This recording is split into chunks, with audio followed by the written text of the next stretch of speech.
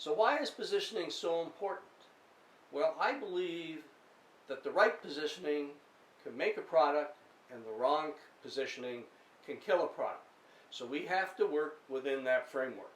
I want to start with an old story that a bunch of products that I worked about on a long time ago at General Mills.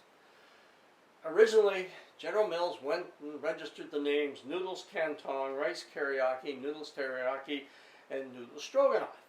Now, when you register the name, you have to describe the product. And what did they describe it as? Well, they described it as a pasta and rice plus a meat sauce. They introduced them into the marketplace, this elegant product that the consumer could have at home and imagine a meal out in a restaurant. Product lasted 3 years, then died.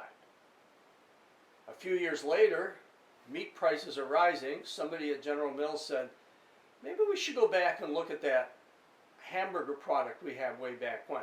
This time they went and registered the name Hamburger Helper. They didn't talk about it being elegant. What they talked about it was as an economic way of producing a meal that consumers could have. It was a success.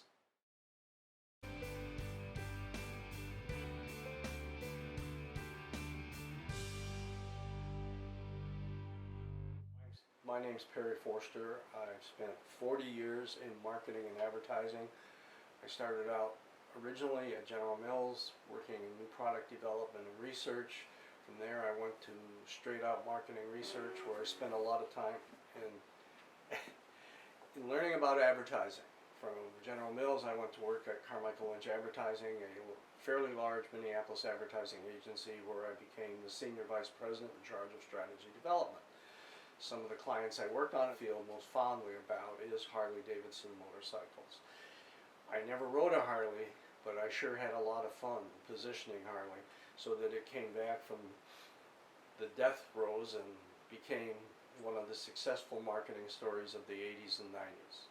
Since then, I've done several jobs in marketing consulting, working for other advertising agencies, and then I went back to what I originally started out in doing, marketing research.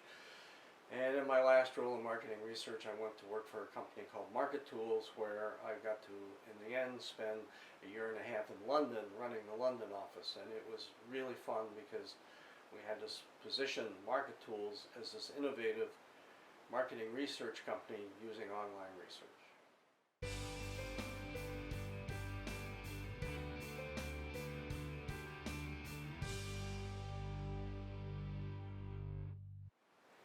Students of advertising are probably going to hear something called the 4 P's of marketing: product, price, place, promotion. Where do you fit in the mix? It's in promotion. Now there is a 5th P, which is part of promotion, and that's positioning. Let's talk about several definitions of positioning. It's getting into the mind of the consumer, because getting into the mind of the consumer and having them think about it causes them to take some sort of action for you. And this is what we want them to do. Your task is to change that mind and get the consumer to do something. I had a good friend in advertising that talked to me once, and he said, Perry, the thing you want to do in advertising is make the cash register ring. And that is true whether you're selling a car, whether you're buying an airplane ticket, or whether a university is giving you a tuition bill. They're all wanting to make that cash register ring. Because if they do so, then they know it's going to work. So, there are several different ways that you can position something.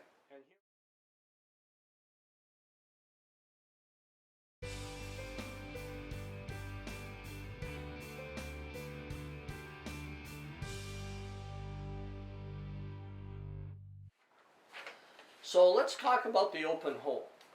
The most obvious open hole is price. But don't always think it has to be the low price, because it doesn't. Think about some high-priced products, and here they are over a number of different product categories. Häagen-Dazs, Orville Redenbacher, gourmet popcorn, Rolex, that fine watch, and above all, Mercedes-Benz. All of those are high-priced products, and they're successful. At the same time, we have some low-price categories that are successful. Think about Walmart. Low price, people go there. Southwest Airlines, another low-price category. Their original entry into the marketplace was they had fares lower than the major airlines such as Delta and United. And they carved out a segment of the market. And in the grocery store business is Aldi's. Aldi's, if you've seen them, it's a generic store, low prices, no brands, but it carved out the low price category. So those are examples of ways you can look at it from a price point of view.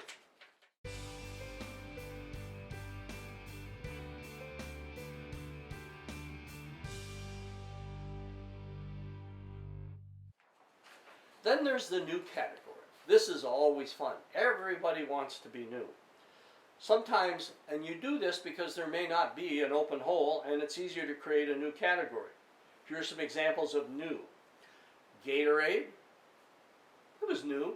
It wasn't really a soft drink. It wasn't water. It was something else. It became something to regenerate, and it became a good product. We had Red Bull. Somebody else took a crack at that category in terms of a beverage. Evian, water. But what they did was they created a different kind of water. It was new. It came from the springs of Mont Blanc in Switzerland. Beautiful product. And then you go from there. And then finally we had Total Cereal. That was a new product. Nobody had ever sold vitamin as part of a cereal until Total did it. And finally, Under Armour. Under Armour, a series of athletic products that are very successful.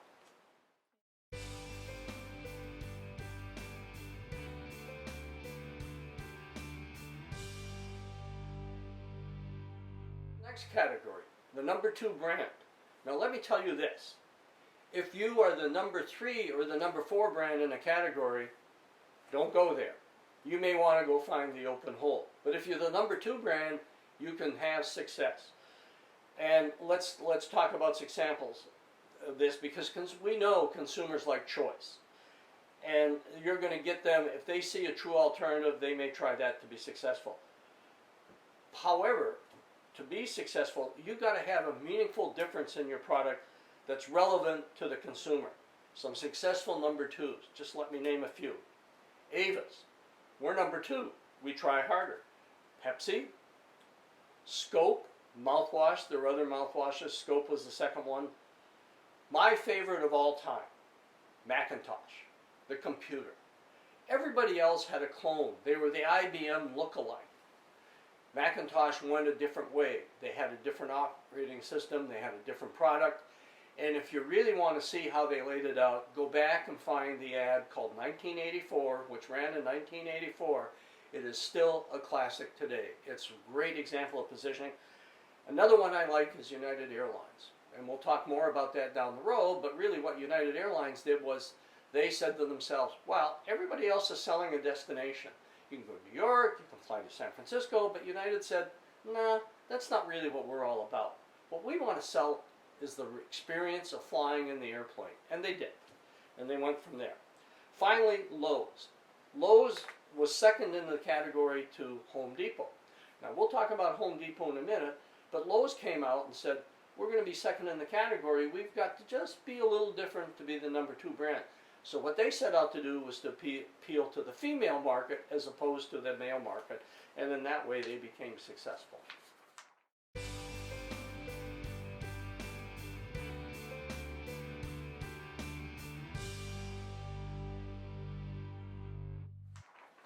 We have the specialists.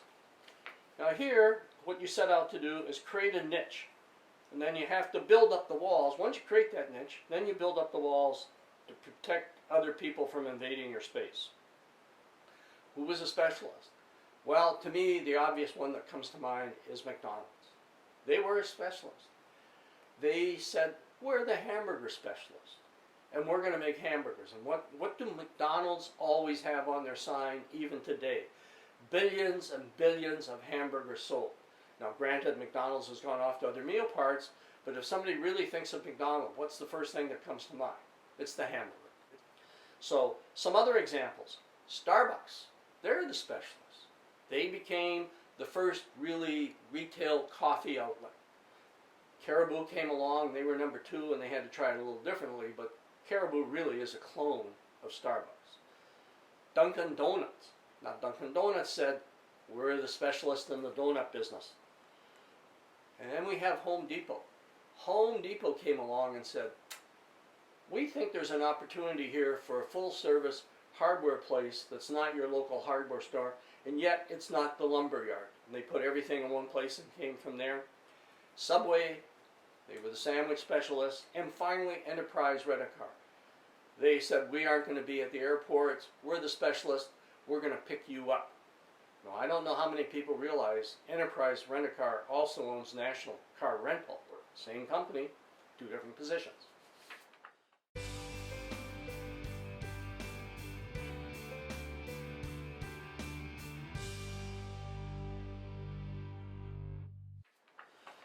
The channel brand. Now here, what we're really talking about, and I kind of fibbed a little bit because this is really placed. It's another one of those 4 P's. It's finding a new way to distribute your product so it's different from everybody else. And you do an end run around the competition. This is an old example, but to me it's one of the most important ones. Legs, pantyhose for women. If you go back and you look at pictures of old stores, the hosiery department in a grocery store was a terrible looking place. What did Legs do? They put it in a nice little plastic eggshell, did it in a certain way, and they sold that package and that product inside it. Some other ones, a channel brand. Amazon. Amazon's a channel brand. Really, they're competing against Target, they're competing against a number of places, but Amazon said, well, you don't have to go to the store. You can go to your computer, you can buy it, and we'll deliver it to you. So they took a different channel. Monster, same thing. And Ping Golf Clubs. Ping Golf Clubs, they sell them really by mail order or on a custom order basis. Ping chose to get out of the regular sporting goods store, have a Ping store, or go through the pro shop. But they changed the channel of distribution and then created an aura about their product at the same time.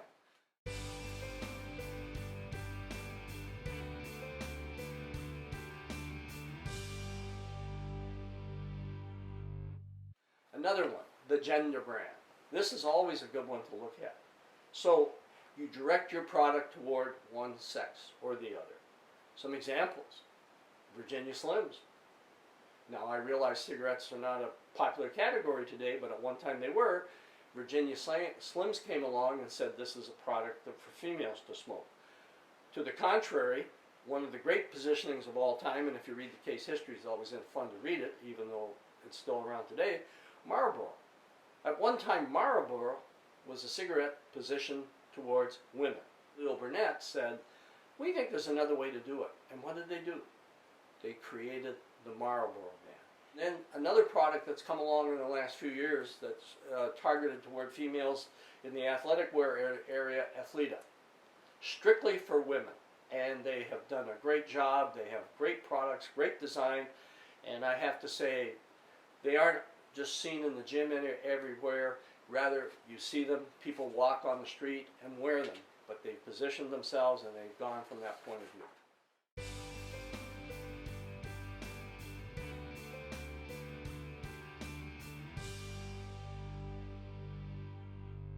Whatever you're offering, it has to be important to the consumer. It's not just something trivial, but it's a meaningful product difference that they can grasp onto and they'll say, ah, that's for me. Secondly, you've got to be unique from the competition. You can't duplicate the competition. That's what Macintosh did. They truly had a different product, and at the same time they made sure they were unique. And they made fun in the 1984. They made fun of all those clone products and just said, you want to be different, you get a Macintosh. And at the same time they said, okay, if we're going to be different, we're going to try a different channel, and they really set out to go into the education market, and they did it from there. So most advertising fails because you didn't have that persuasive selling proposition. You have to do more than create awareness. I will tell you right now, There is no correlation between awareness and sales. None whatsoever. I spent years trying to find that correlation. It doesn't exist. But there is correlation between persuasion and sales. So remember, what you're trying to do is to persuade somebody to buy your product. And I would argue that most communication models say awareness, interest, desire, action. But I would argue if you're successful with your presentation and you convince people to buy your product, the first thing that happens is you persuade the people to do it, and then later they say, oh yeah, I remember seeing an ad for it, and they go through the steps. But the consumer mind is so powerful, it can do the shortcut from seeing something and say, that's for me, and we go forward.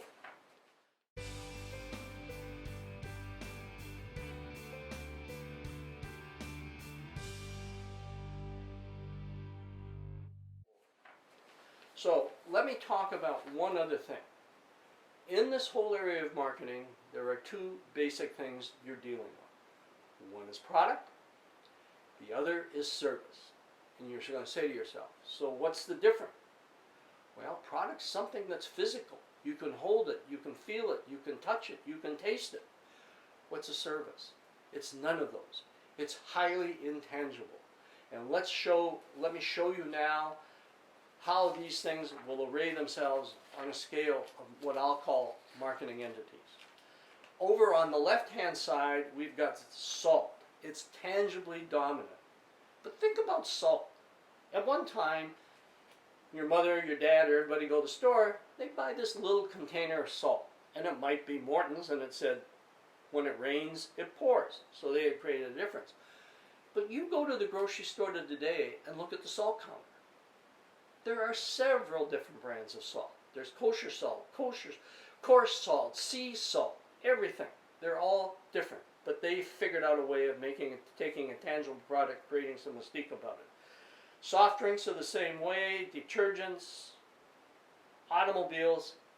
Right in the middle is fast food outlets. Now think about a fast food outlet. McDonald's is selling you two things. Arby's is selling you two things. Subway is selling you two things. Jimmy John's is selling you two things. Yes, they're selling a product, but at the same time they're also saying, we're going to get it to you quickly. So they have to work both sides of this. But then we go on from there. So what becomes more tangible, more intangible rather? Well, guess what? Advertising agencies are pretty intangible. The most tangible thing about an advertising agency is the product they produce, but there's a lot of intangible things that go into that. We go down the line, we can have airlines. That's pretty intangible. The most tangible part of an airplane is the most tangible part of an airline is the airplane and the ticket counter and the attendants. The intangible part is the experience you have in flying when you're in the air. Now, to me, the most intangible thing of all is teaching in universities. It's really intangible. Now, there are some tangible aspects there. You've got buildings, you've got libraries, but it's still an intangible thing. Or am I a service? If it's a product, you can work on the image. If it's service, you've got to work on the evidence. What makes it go for you? Now, let's talk about some examples of images. Coca-Cola, authenticity, youth. Coca-Cola, the great line is the real thing. Other things have come along since then. Dr. Pepper, it was different, original, had a different taste. 7-Up, light, boil, Uncola, they had an image. Services, we already know they're intangible.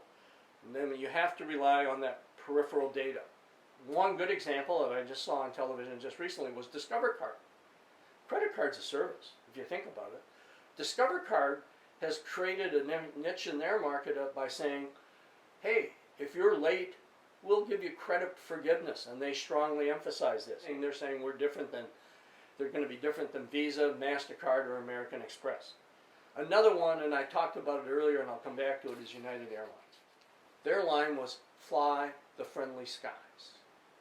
And United set out to talk about the service. They're still using it today in their advertising. But what United chose to do to talk about the experience of flying, how you were relaxed, the flight attendant would do, they'd give you the meal and they would service you. And they wrapped it all up in the greatest music of all, George Gershwin's Rhapsody in Blue. What better theme music for an airline than Rhapsody in Blue? Because isn't that what you want in an airplane ride? Rhapsody. You don't want them to be overcrowded, you want to be relaxed, you want to get from A to B in on time. So that's important. So if you want to think about it from another standpoint, if it's tangible, you can rely on the abstract. If you're intangible, then you got to rely on the concrete. Now let me give you two closing examples. One is an ad that I just looked at the other day for the University of Wisconsin that shows how the University of Wisconsin-Madison is working to keep the state strong with examples of university research that's making the state work. And what's the background? On Wisconsin. I hope this gives you an understanding of what positioning is all about and how important it is. And it's not something that you should just sort of shove under the mat and neglect. If you're going to be successful, you need to position. Thanks.